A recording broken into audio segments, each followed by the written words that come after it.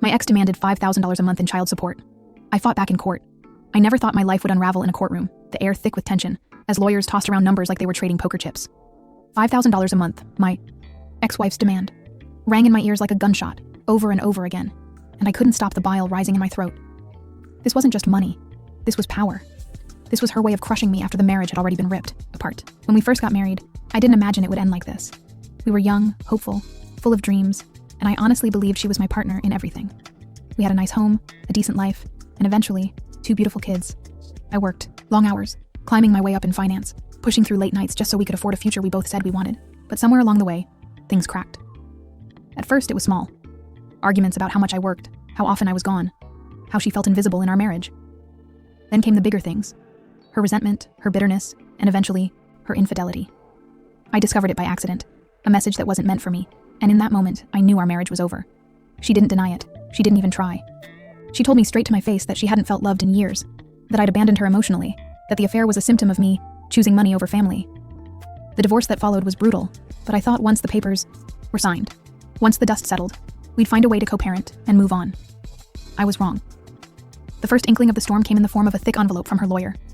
Child support calculations, demands that seemed unreal, $5,000 a month. My hands trembled as I flipped through the pages, the legal jargon swimming before my eyes. My lawyer had warned me she might try something aggressive, but I wasn't prepared for the sheer audacity of it. I wasn't some billionaire with endless cash flow. Yes, I made a good living, but I had bills, debts, and obligations of my own. And most importantly, I wanted to be in my kids' lives, not just treated like some walking ATM.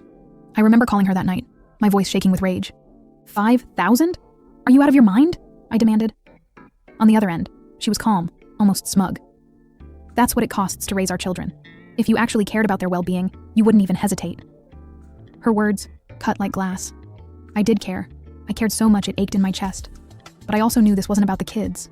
This was about her lifestyle, her anger, her need to punish me for leaving, for not groveling, for not begging her to come back, even after I'd seen the messages from another man. The weeks leading up to court were some of the darkest of my life.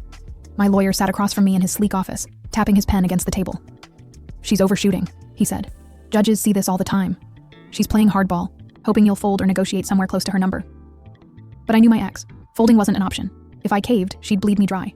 Every dollar would be another chain around my neck. Every payment would be her reminder that she still controlled me. Nights were the worst. I'd lie awake, staring at the ceiling, replaying every mistake I'd made in our marriage. Was she right? Had I neglected her? Did my endless chase for success turn her into someone who had to look elsewhere for affection?